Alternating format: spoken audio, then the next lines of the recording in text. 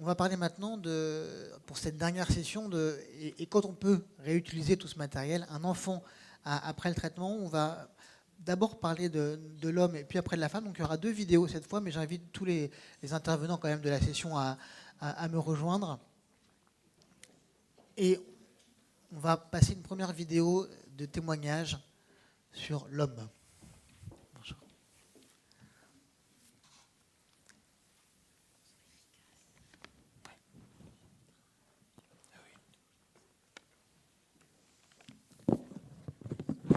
La vidéo.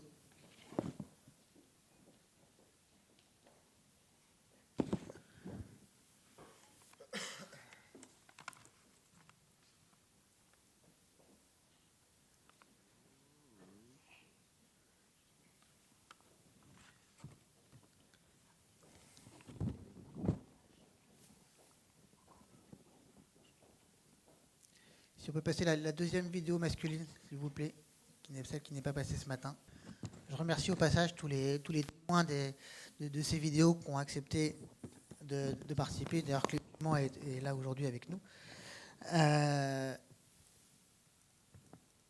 Voilà. Donc, avoir un enfant déjà chez l'homme, Julien, on va remettre comme ça, on voit votre nom. Julien Bessonnat, des Sécos-Rhône-Alpes, cette question-là chez l'homme, comment elle est prise en charge, comment elle est traitée dans la vraie vie pour les sécos? Si vous parlez dedans, ça va. Ça marche. Là, c'est bon. Donc, merci beaucoup. Merci pour l'initiative de cette journée, déjà. Donc, comme vous disiez, je travaille au Sécos Grenoble-Alpes, et donc je suis amené à rencontrer très régulièrement des patients qui viennent bien à distance de la préservation de fertilité, qui viennent poser la question de leur fertilité actuelle. Et donc, même s'il est bien évident que chacune de ces consultations est unique, j'ai essayé de résumer un peu toutes ces consultations en six situations un petit peu stéréotypées, en allant de la situation la plus simple aux situations les plus complexes et les plus difficiles à gérer quand on reçoit les patients. Donc le cas le plus fréquent et probablement le plus facile à gérer en consultation, le patient va être fertile suite à sa préservation de fertilité. Là, je prends bien sûr, c'est le cas le plus fréquent quand on englobe toutes les préservations de fertilité. Quand on va prendre indication par indication, notamment dans le cas quand il va y avoir une greffe de moelle, là bien sûr ça va pas être le cas le plus fréquent, mais si on prend toutes les indications, dans la majorité des cas, le patient sera fertile, et c'est déjà un chiffre qu'on a pu voir. On a donc 5 à 20% des cas uniquement une utilisation des paillettes de spermatozoïdes qui ont été conservées. Donc la première étape, quand le patient vient poser la question de sa fertilité, ça va être de lui proposer un spermogramme, de faire une analyse, de nouveau un recueil de sperme, pour pouvoir savoir où il en est de la spermatogénèse, de la fabrication de spermatozoïdes. Si les paramètres sont tout à fait normaux, il pourra tout à fait essayer de manière spontanée d'essayer d'avoir une grossesse naturelle. S'il est bel et bien sorti de la période des rapports sexuels protégés, qui va aller de 3 mois à 2 ans en fonction des traitements, du fait du risque de ces traitements sur la génétique des gamètes, et donc le risque potentiel pour l'enfant à naître. L'autre question durant ces consultations est l'utilité ou non, la nécessité ou non de conserver ces paillettes, notamment lorsque les paramètres sont revenus normaux.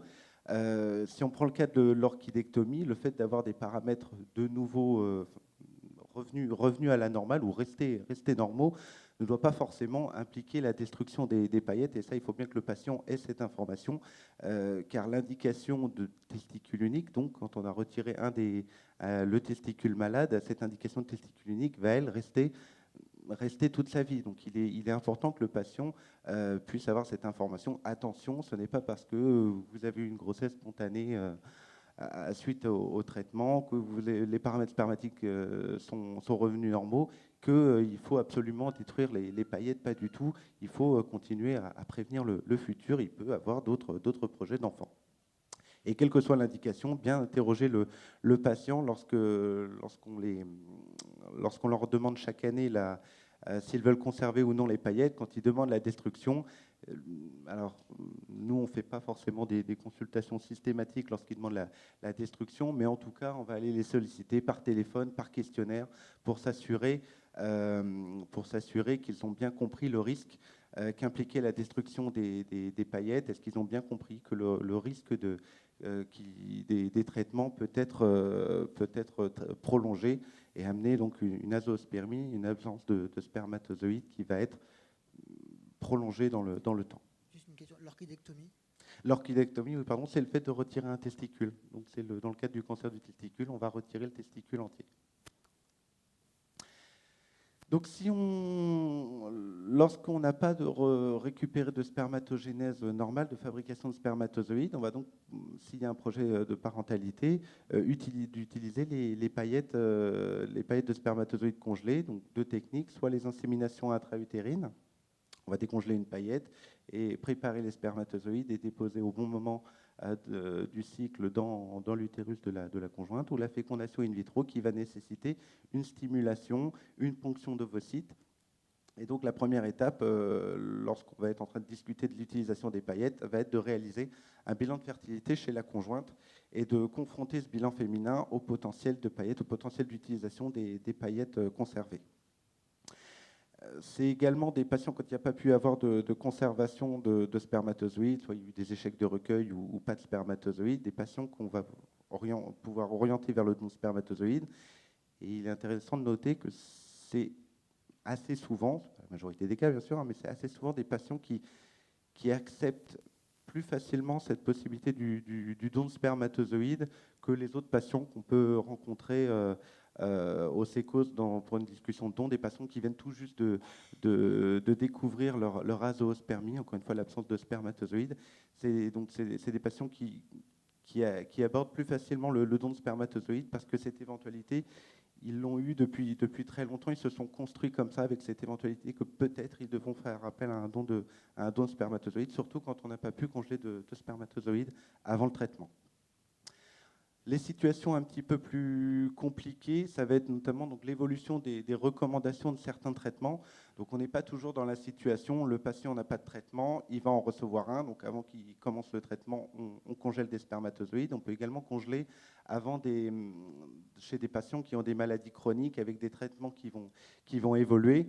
Ils reçoivent un traitement A qui est connu comme peu toxique sur les gonades et vont recevoir bientôt un traitement B qui lui est très, très bien reconnu comme étant toxique sur la génétique ou sur la fabrication des spermatozoïdes.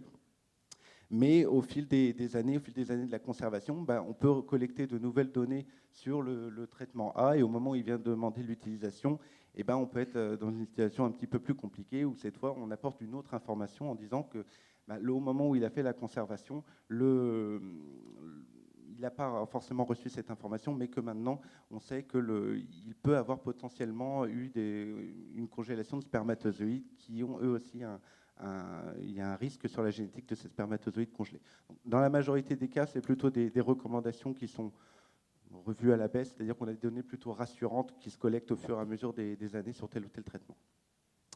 L'autre situation compliquée va être, quand je vous parlais juste avant là, de la confrontation du bilan féminin avec le potentiel d'utilisation des gamètes. Le cas le plus fréquent, c'est qu'on a congelé des paillettes de spermatozoïdes plutôt compatibles avec de la fécondation in vitro avec micro-injection.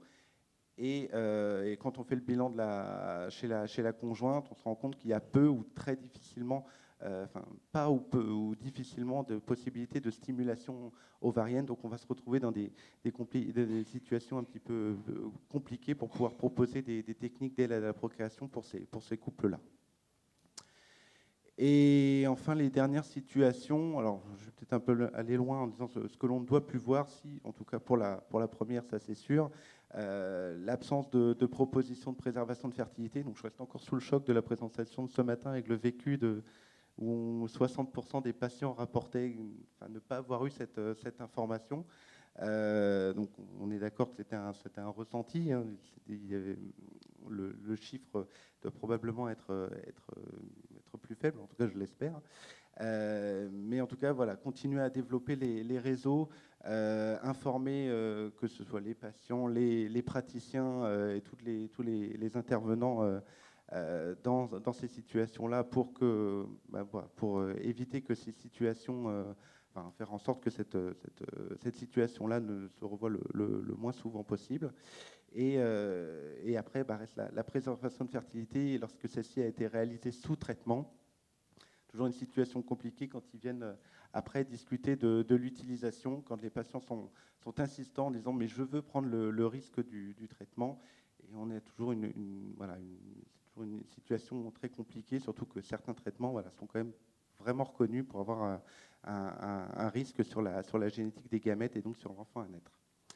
Je voulais juste terminer pour redonner donc ce chiffre-là, 5 à 20% d'utilisation, ça va dépendre des études, généralement on tourne autour de 10%, ce qui peut paraître faible. On pourrait rapidement arriver à la conclusion qu'on congèle trop. Pas du tout, parce qu'il faut bien prendre conscience que les situations où le patient plus tard ne va pas récupérer de fabrication de spermatozoïdes sont vraiment difficiles à prédire. Donc ce chiffre de 5 à 20% ne doit absolument pas remettre en question la politique de congélation, à mon sens, et la préservation de fertilité. Est-ce que c'est un chiffre qui est en augmentation ? Le taux d'utilisation, je pense qu'on reste toujours dans les mêmes chiffres. Alors, bon, c'est un peu compliqué parce que ça va être c'est forcément avec une grosse latence parce qu'ils utilisent 15 ans, 20 ans plus tard. Mais je pense que c'est un chiffre qu'on retrouve quand même, qui n'a pas énormément bougé à mon sens et qui va peut-être en plus aller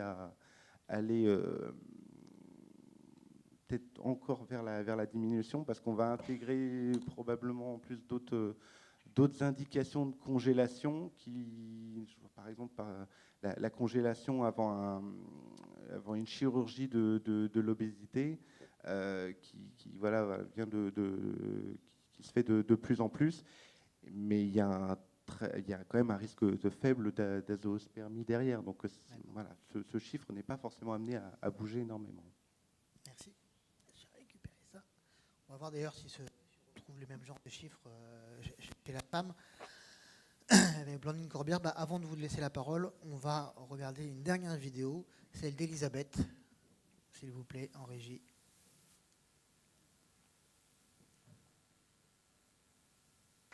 Parmi les vidéos, j'ai fait le choix de choisir celle-là pour vous la montrer, même si on parle d'avoir un enfant, parce que c'est aussi le droit de ne pas en avoir, de ne pas aller jusqu'au bout de la démarche. J'aurais pu vous montrer une autre des vidéos qu'on a tournées, que vous pouvez trouver sur Internet, où une femme a été jusqu'au bout de son projet d'enfant, mais j'ai un doute sur la technique, mais par rapport à la technique qu'elle a utilisée, elle a dû aller à l'étranger, accompagnée par son médecin, mais quand même aller à l'étranger dans des démarches un petit peu plus complexes. Donc ça montre aussi que c'est que au-delà de la complexité de la préservation, mais il y a aussi la complexité après pour avoir un enfant, notamment chez la femme. Blandine. Est-ce que ça marche ? Oui. Dans ce film, elle insiste surtout sur d'avoir la possibilité de choisir. Je crois que ce qui est important pour les femmes, c'est le choix. Voilà, bon, on en a déjà parlé. Donc, l'exercice, c'est en 5 minutes de traiter, c'est ça, les grossesses spontanées, voilà, avec l'utilisation des échantillons conservés et pardon. Donc, merci de m'avoir confié cette mission. De rien, c'était avec plaisir. Donc, en quelques diapositives concernant les grossesses spontanées après cancer. En tant que gynécologue, je me rends compte que je suis ravie, les patientes nous étonnent toujours. Et il faut vraiment insister sur le fait que les grossesses spontanées sont possibles, même après les traitements jugés les plus stérilisants. Et en particulier, il y a des séries après greffe de cellules souches hématopoïétiques, on est jusqu'à 10% de grossesses spontanées. Et c'est chez les femmes jeunes de moins de 30 ans, je suis effarée des grossesses spontanées que l'on a, et on n'aurait jamais parié dans le cadre de la PMA classique. Voilà. Du coup, j'en profite pour un petit message qui est la contraception efficace chez les patientes que l'on juge stériles, car je pense qu'il n'y a rien de plus douloureux pour une femme qui a une altération de sa réserve ovarienne, à qui on explique qu'elle a une altération de sa fertilité, qu'elle risque d'être stérile, d'avoir une grossesse accidentelle, de devoir faire une interruption de grossesse pour ensuite vouloir un enfant quelques années plus tard qu'elle n'arrivera pas à avoir. Enfin, je ne sais pas si vous m'avez suivi, mais et c'est vrai que je suis des fois étonnée de l'absence de contraception chez des patientes, même sous chimiothérapie. Donc, ce n'est pas parce qu'on a un traitement très toxique que l'on va être stérile. Et ça, c'est un message important pour les patientes et pour les oncologues et pour tout le monde. Donc, dans les suites de la conversation qu'on a eue toute la journée, il faut... Alors, on peut appeler ça dans la transition, dans tout ça. Il faut absolument travailler sur le après-traitement, après-cancer, et proposer, alors on ne peut pas imposer évidemment, il y a des gens qui ont envie de laisser ça de côté, mais en tout cas de savoir que dans le programme personnalisé de soins, il y a l'après, et que les plateformes, on appelle ça comme on veut, des réseaux de soins sont disponibles pour faire des bilans de la fonction gonadique et de la santé sexuelle 1 an après la fin du traitement. Et alors, c'est sûr, j'ai un biais de sélection. Les patientes qui reviennent sont des patientes demandeuses. Et en tout cas, elles viennent me voir souvent. Donc, je pense qu'il y a probablement, en tout cas, de la demande. Évidemment, on parle beaucoup des chimios et beaucoup de l'effet sur les ovaires, sur la fertilité. Et il y a aussi, malheureusement, les séquelles que l'on maîtrise mal, celles des rayons, en cas de radiothérapie pelvienne, en cas d'irradiation corps entier. Et c'est vrai que on n'est pas encore très bon sur l'évaluation des séquelles sur l'utérus et sur la prédiction des risques obstétricaux pour après. Donc ça, c'est encore autre chose. Souvent, une crainte, c'est quel va être le risque pour mon bébé ? Est-ce que mon enfant... Alors, a priori, dans les études de cohorte, il n'y a pas plus de risque de maladie génétique, ni de malformation, ni de cancer dans les descendants, de patients traités. Et ça, c'est quelque chose sur lequel il faut rassurer. Et dans les suites du topo de mon collègue, je pense qu'en effet, pour une grossesse spontanée, il faut avoir des rapports, il n'y a pas de secret. Et il faut donc prendre en charge la santé sexuelle des couples pour augmenter les chances de grossesse spontanée. Ça a l'air évident, mais bon, une patiente, il faut le traitement hormonal substitutif qu'il faut, il faut une lubrification vaginale comme il faut, et en effet, faire des fois des techniques de réassurance, et des fois, on a la grossesse surprise.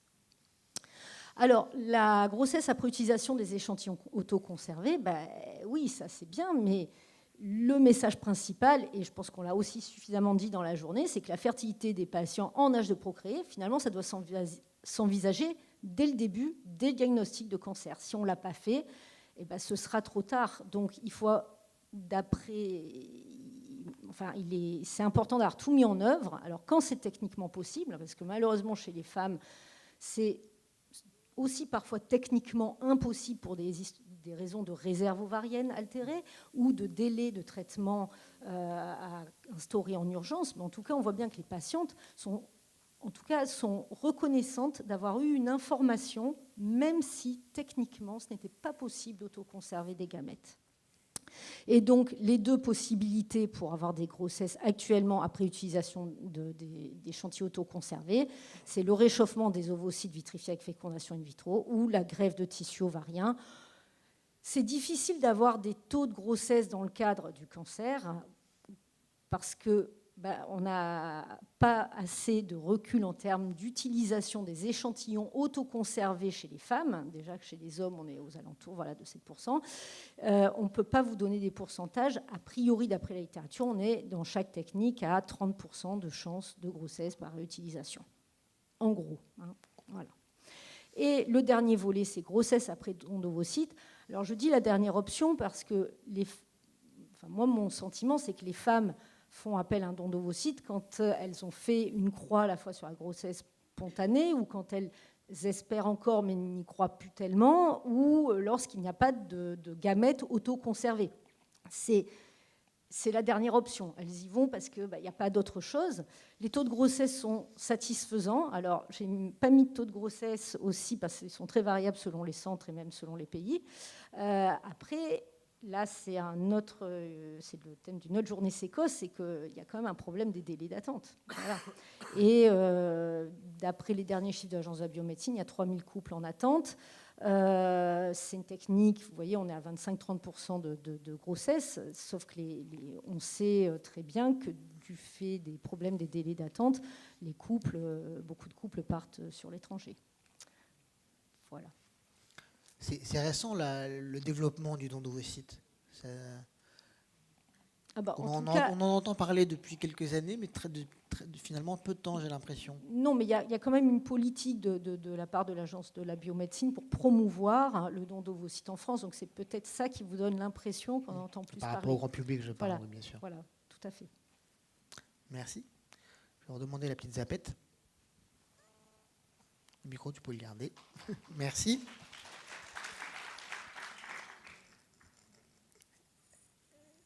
Du coup, il n'y a pas la slide là. On va donner maintenant la parole à l'association présente. On a 2 représentants de l'association.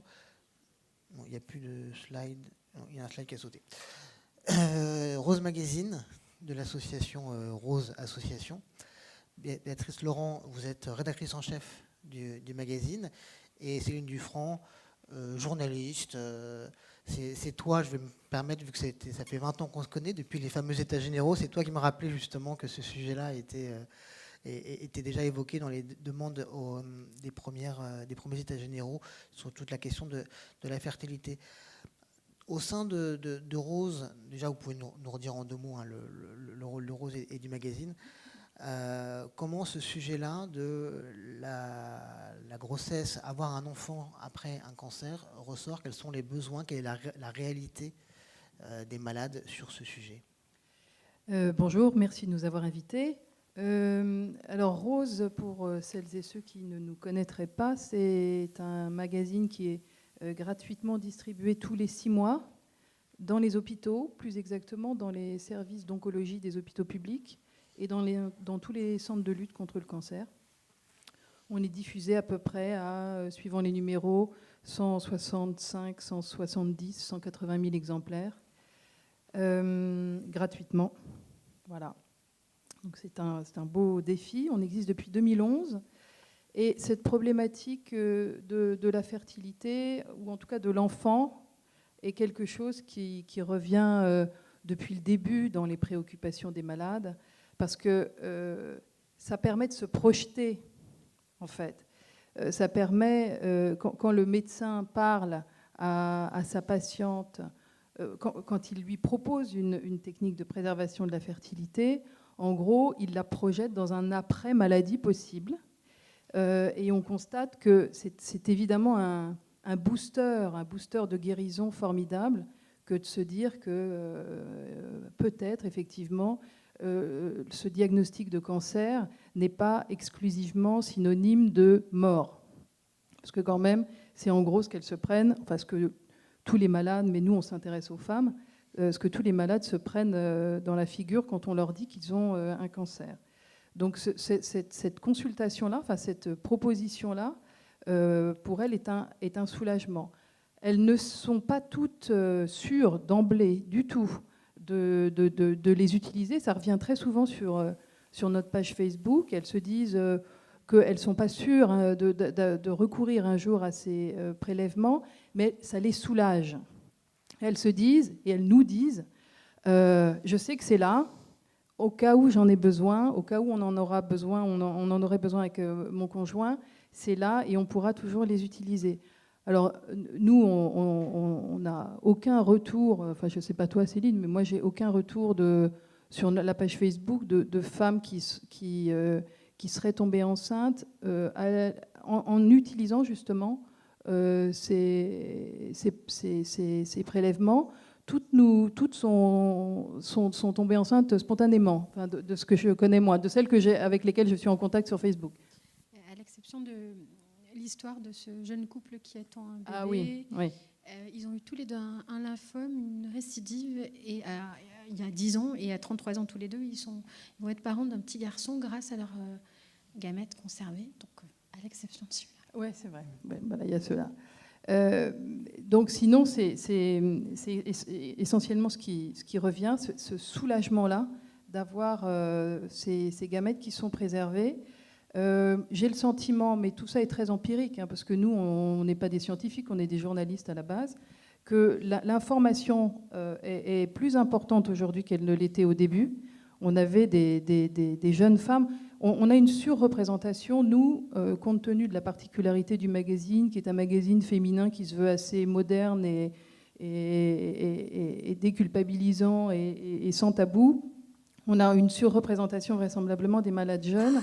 Et au départ, il y en avait pas mal qui nous disaient ben non, moi on m'a jamais rien proposé, j'ai eu un lymphome, mes 2 ovaires sont complètement grillés, est-ce que je pourrais être enceinte d'après vous? Bon ben voilà, on avait des demandes de cet ordre-là, nous qui ne sommes pas médecins, et donc confrontés à des malades en plein désarroi.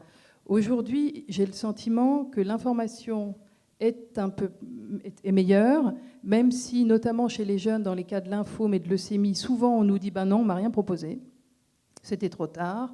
On m'a dit que, généralement ça d'ailleurs, c'est trop tard et on ne peut rien faire pour vous.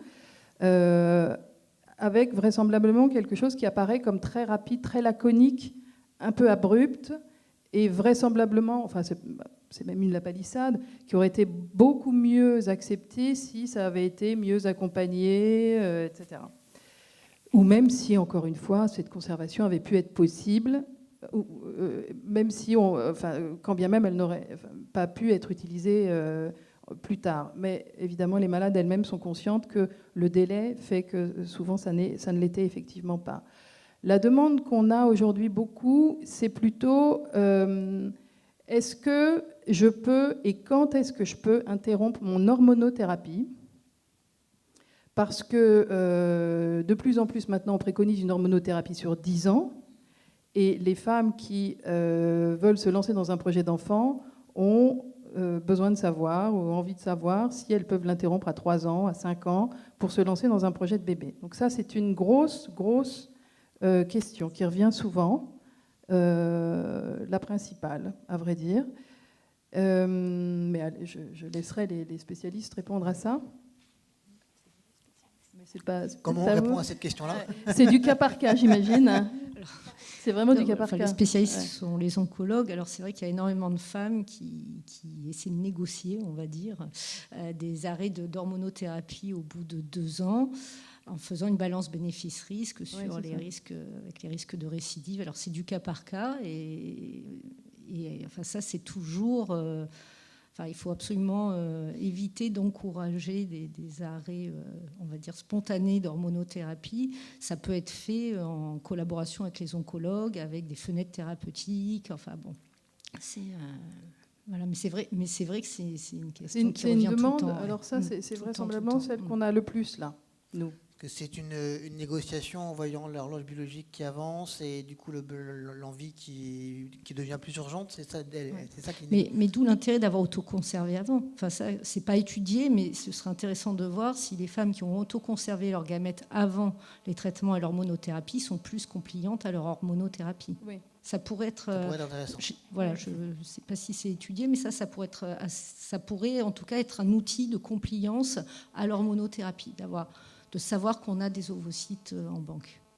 En tout cas, ce qui est sûr, c'est qu'elles nous disent qu'elles acceptent mieux leur traitement en sachant qu'elles ont des ovocytes préservés. C'est ce qu'elles nous disent sur Facebook. Je sais que c'est là, et ça me rassure et ça me soulage.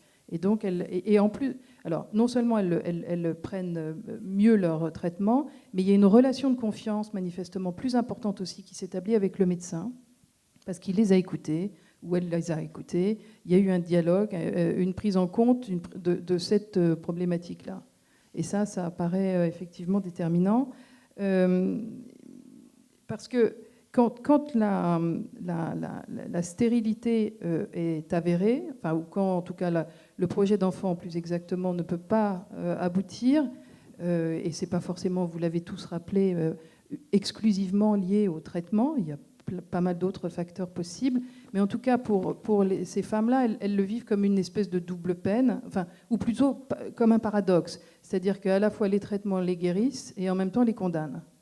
Et ça, si ça n'est pas accompagné, c'est super, évidemment, enfin, ça semble être une évidence, mais c'est évidemment très, très difficile à vivre pour elles. Dernière chose aussi, quand même, cette possibilité de préserver la fertilité accompagnée, donc, n'empêche pas, évidemment, un énorme sentiment de culpabilité au moment de prendre cette décision de faire ou non, enfin de faire un bébé. Vous l'avez tous rappelé là encore. Qu'est-ce que je transmets à mon enfant ? Est-ce que je risque de transmettre la maladie ? Un problème aussi avec l'allaitement. Les femmes qui ont eu un cancer du sein, on a rappelé aussi tout à l'heure le changement d'image corporelle. C'est particulièrement flagrant pour celles qui allaitent, qui d'un seul coup ont une mastectomie, soit reconstruite, soit pas reconstruite. Dans tous les cas, il n'y a qu'un seul sein qui gonfle et un seul sein qui donne du lait. Et ça les perturbe aussi beaucoup. Ça les perturbe physiquement, mais ça les perturbe aussi psychologiquement, parce qu'encore une fois, elles se demandent si, à travers le lait, elles vont transmettre quelque chose à leur bébé. Voilà, donc ce sentiment-là, et puis évidemment la crainte majeure de la récidive. J'ai voulu à toute force faire un bébé. Est-ce que j'ai bien fait ? Est-ce que je suis finalement une bonne mère ? Est-ce que je suis une mère responsable ? Etc., etc.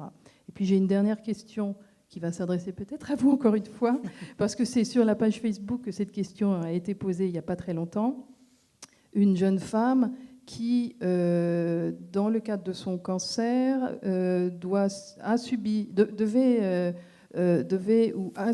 a eu justement une préservation ovocitaire, mais elle a subi dans le même temps de la scintigraphie osseuse. Et elle se demandait s'il n'y avait pas un... Et or, pendant ces 2 jours où elle a subi ces traitements, les médecins lui ont recommandé de ne pas être trop proche ni de son conjoint ni de son fils. Elle a déjà un enfant. Et là, elle s'est dit, ah bon, alors on doit me tenir à l'écart. Je dois me tenir à l'écart de mes proches, de ma famille, mais quid de mes... Ah non, précisément, ils n'avaient pas encore été prélevés. Quid de ces ovocytes que je dois faire prélever dans la foulée ? Est-ce que du coup, il n'est pas encore plus évident que ces ovocytes-là vont être impactés par ce type de traitement ? Vous voyez, voilà le genre de questions qu'on a. Difficile. Là, J'en profite. Je ne sais pas si c'est vous non plus qui pouvez y répondre. Hein.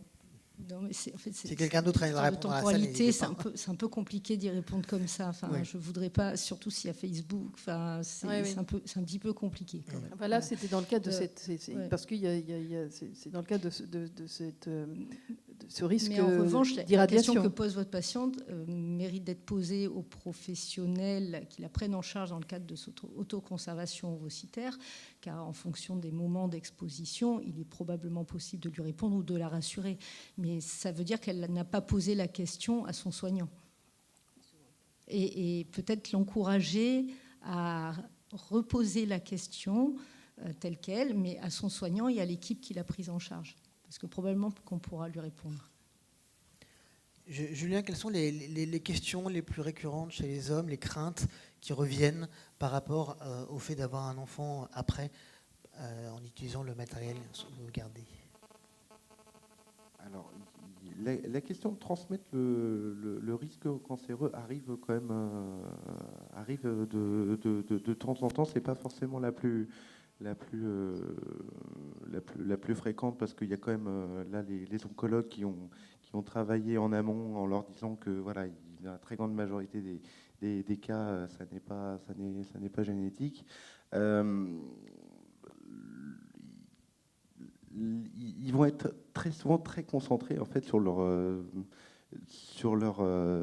paternité, les chances d'avoir un enfant. C'est vrai qu'on sort assez, moi en tout cas dans les consultations que je peux avoir, on sort assez rarement de ce cadre-là. C'est-à-dire ils vont rester assez focalisés sur cette question-là. Je ne sais pas si d'autres peuvent avoir d'autres expériences, d'autres questions, mais c'est vrai que moi, ils restent assez plutôt concentrés sur cette question-là, effectivement. Céline, tu as fait beaucoup d'articles depuis 20 ans sur ce sujet-là, en faisant témoigner des femmes. Est-ce que tu as l'impression que l'information a évolué, qu'il y a une meilleure information aujourd'hui qu'il y a 20 ans, quand on a démarré l'un et l'autre? C'est difficile de généraliser parce que, Ah, quelqu'un a un téléphone portable qui sonne, qui vibre?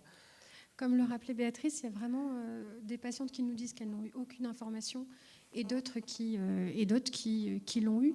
Ce que nous, on leur conseille, en tout cas, est ce qu'on a fait des premiers numéros de Rose, une sorte de checklist sur les questions à poser à son oncologue. On essaie de le rappeler régulièrement, soit dans le magazine, soit sur le site ou Facebook. C'est d'être un peu proactif en tant que patient et de ne pas hésiter à soulever cette question si elle n'est pas abordée. Et puis il y a aussi quelque chose que je voulais rajouter qui n'a pas encore été abordé, c'est l'âge auquel on peut proposer cette préservation de la fertilité chez les femmes, parce que chez les hommes, on sait que ça peut aller beaucoup plus loin, plus longtemps. Et chez les femmes, il y a effectivement, selon les centres, alors je ne sais pas si c'est les centres, s'il y a une règle générale, on entend parfois c'est 40 ans, parfois c'est 43, c'est plus remboursé et pris en charge par la sécurité sociale après 43 ans, je crois, la PMA. Mais chez certaines femmes qui, effectivement, remettent leur projet d'être maman à plus tard, etc., on voit bien que les femmes sont mamans de plus en plus tard, souvent. On a parfois des femmes qui ont trouvé un petit peu injuste qu'on ne leur propose pas, je ne sais pas, à 42 ou à 43 ans. Et des témoignages de femmes comme, alors c'est un peu exceptionnel, une maman qui a été maman à 47 ans, spontanément. Après, elle a décidé, avec l'accord de son oncologue, d'interrompre son hormonothérapie. Elle avait déjà un garçon de 12 ans et elle a été maman à 47 ans. Certes, c'est peut-être plus tard, mais voilà, c'est cette question de l'âge qui est souvent soulevée sur notre page Facebook. Vous confirmez l'âge? Alors effectivement, donc ça va être 43 ans la limite pour être pris en charge ou non par la sécurité sociale. Après, souvent les patients ont tendance à dire au-delà de 43, demande la confirmation, est-ce qu'au-delà de 43 ans, c'est vrai que c'est interdit par la loi? Non, la loi ne l'interdit pas, en tout cas pour l'aide médicale à la procréation. Après, c'est vrai que, et puis on revient avec quelque chose qu'on a dit tout au long de la journée, même si elles ont 40, 41, 42, elles doivent avoir une information, elles doivent avoir une consultation, et parce qu'il faut qu'il y ait un temps pour comprendre pourquoi effectivement on ne va pas forcément proposer ces techniques-là. C'est pas du tout parce qu'on leur refuse, mais c'est que dans le cadre de la préservation de fertilité féminine, il va y avoir des gestes en plus, des gestes de stimulation, des gestes on va récupérer un morceau de cortex ovarien. Les bénéfices, les chances d'obtenir une grossesse derrière par ces techniques-là vont diminuer avec l'âge, alors que les risques vont rester les mêmes. Donc c'est pour ça que la balance bénéfice-risque va effectivement évoluer énormément avec l'âge, et c'est pour ça qu'on va pas pousser pour que ces techniques-là soient proposées à ces patientes. Mais il n'empêche qu'il faut qu'elles aient cette information durant une consultation. Il faut qu'elles comprennent pourquoi on ne va pas aller vers ces techniques-là. Alors, si je peux me permettre, c'est que l'information est un petit peu douloureuse. C'est-à-dire que le problème, c'est qu'on parle de préservation de la fertilité. C'est un mot qui permet de faire comprendre, on va dire, un concept. Sauf que quand on congèle des ovocytes, on ne préserve pas obligatoirement la fertilité. On congèle des ovocytes, donc il y a un potentiel de fertilité, mais ça ne veut pas dire qu'on préserve la fertilité. Ensuite, on ne peut pas lutter contre la nature et la physiologie féminine. Malheureusement, en reproduction, être jeune, c'est avant 35 ans. Pourquoi ? Parce qu'après 35 ans, il y a à la fois une baisse de la quantité des ovocytes dans l'ovaire et surtout une baisse de la qualité des ovocytes. On sait que être jeune, c'est moins de 35 ans. Il a été montré qu'à partir de 38 ans, les taux, c'est que les taux de grossesse, du fait de la mauvaise qualité ovocytaire, chutent. Et malheureusement, alors on a toujours un exemple de quelqu'un qui a 45 ans, à 47 ans, c'est presque du miracle. Mais c'est vrai qu'on est dans une balance bénéfice-risque qui n'est pas en faveur de préserver des ovocytes après 40 ans. Alors des fois on le fait, mais plus enfin, pour rassurer, mais il ne faut pas être déloyal. Alors on parlait tout. Est-ce qu'on n'est pas un peu déloyal? Est-ce qu'on n'est pas un peu malhonnête intellectuellement? C'est facile de congeler, de prendre un bout d'eau verte, de le congeler. Est-ce qu'on est... Oui, alors, donner de l'espoir, donner des faux espoirs, enfin, c'est compliqué. Je trouve que ça pose des questions compliquées. Est-ce qu'aller mettre un bout d'eau verte dans l'azote pour donner de l'espoir, est-ce que c'est bien si on est persuadé que médicalement, c'est malhonnête? Enfin, c'est vraiment compliqué. Est-ce qu'il ne vaut pas mieux justement accompagner la patiente sur un deuil de la fertilité, l'accompagner sur un don d'ovocytes? Enfin voilà, c'est plein de questions. Non, mais, alors, avec ça, on est bien d'accord, nous aussi. Hein, mais ce qu'on disait, c'est que précisément, ça nécessite d'être accompagné et bien et longuement et pas à la va-vite, quoi. En fait, c'est plus long de ne pas autoconserver que de prescrire une autoconservation de gamètes. Et quel accompagnement est proposé justement et est organisé dans ces cas-là pour l'instant? D'après ce qu'on a, enfin notre enquête en tout cas, c'était plutôt de voir un psychologue, un psycho-oncologue. Et quand on parle des alternatives, enfin quand on ne peut pas plus avoir de projet parental de manière naturelle ou avec ces gamètes, on parle d'endovocytes par exemple, mais d'adoption. Et nous, on a des témoignages de femmes qui se sont vraiment heurtées à un mur. Non, pas d'adoption en ayant eu un cancer. Voilà, c'est pas. On a 2 ou 3 témoignages de femmes qui se sont vues après enquête, etc. C'est un peu encore une fois, c'est même la double ou la triple peine, quoi. Dans le cadre de la démarche d'agrément, on leur a refusé à cause de leur passé médical. Oui. Comme Alors un peu le droit à l'oubli, c'est un peu le même combat, mais alors que c'est pas du tout censé être comme ça dans les textes. Non, parce qu'on calcule un peu, elle sera peut-être pas là. C'est une maman, une assez bonne maman, ou assez longtemps là. C'est un peu comme ça qu'elles l'ont vécu, en tout cas pour les 2 ou 3 patientes qui ont écrit à ce sujet en disant que on parle d'adoption, mais nous, on n'y a pas droit, quoi. Donc ça, je l'ai découvert avec elle, notre problématique. C'est intéressant en effet de parler de l'adoption, parce que c'est aussi dans vos démarches, j'imagine que c'est pas votre sujet, mais est-ce qu'on vous parle de cette notion-là? Si ça ne marche pas, est-ce que je me tourne vers l'adoption?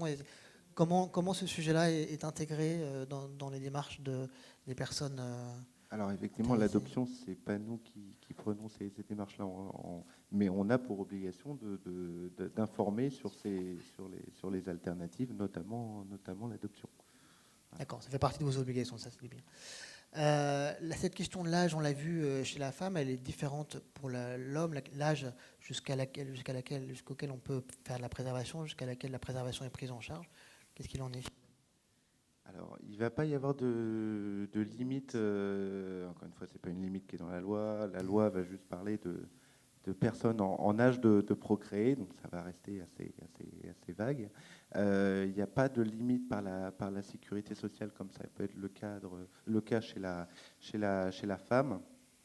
Donc, dans ces situations-là, alors je pense que déjà des patients d'un certain âge, je ne m'avancerai pas jusqu'à pour donner un âge, mais les patients d'un certain âge déjà ne se voient pas sensibilisés sur la question-là, et c'est des patients que nous, on ne verra pas, on ne pourra pas sensibiliser sur la question. Après, lorsqu'on va recevoir des patients, ça arrive de temps en temps, des patients que nous ne prendrions pas en charge en aide médicale à la procréation, là, ça va être des limites de centres, à dépendre des centres, mais ça va être 55, 57, 60 ans. Lorsqu'on reçoit des patients au-delà de cet âge-là, on n'a rien qui nous empêche de conserver. On sait que dans d'autres pays, ils pourraient les utiliser. Et ça va encore être un gros travail d'information en leur disant qu'en France, ce sera très compliqué d'utiliser, de donner les quelques données qu'on a chez l'homme, enfin l'âge du père et le risque sur la descendance. Mais on ne va pas forcément être bloqué, on va parfois être amené à congeler parce que cette personne pourrait être amenée à demander à utiliser ses gamètes à l'étranger et rien ne lui empêchera. Alors, l'âge limite du père, c'est actuellement en discussion. Peut-être que ça va être amené à à être modifié prochainement. Mais voilà, il n'y a pas d'âge limite réglementaire, en tout cas chez l'homme. Et à partir du moment où il y a une démarche qui est faite à l'étranger, que ce soit pour l'homme ou pour la femme, quel accompagnement vous pouvez continuer à accompagner ces patients, quel cadre légal, quel cadre de prise en charge se passe? Alors, quand il va y avoir déjà un accompagnement pour ce qui va être de générer la demande, parce que c'est au SECOS qui conserve les gamètes de faire le dossier de demande à l'agence de la biomédecine. Après, on leur dit bien qu'on est toujours là pour les accompagner avec la psychologue du SECOS, les recevoir en consultation, mais après, c'est vrai c'est des personnes qu'on perd de vue. Laure, une réaction de Laure Guiraud-Colas ou une question? Moi, je voulais rebondir sur mon réseau Cancer du Sein. On a aussi pas mal de demandes de patientes, un peu comme vous l'avez dit, autour de quand j'arrête mon hormonothérapie ou au bout de combien de temps, après avoir essayé naturellement, il faut aller se retourner vers mes gamètes. Ça fait partie des questions.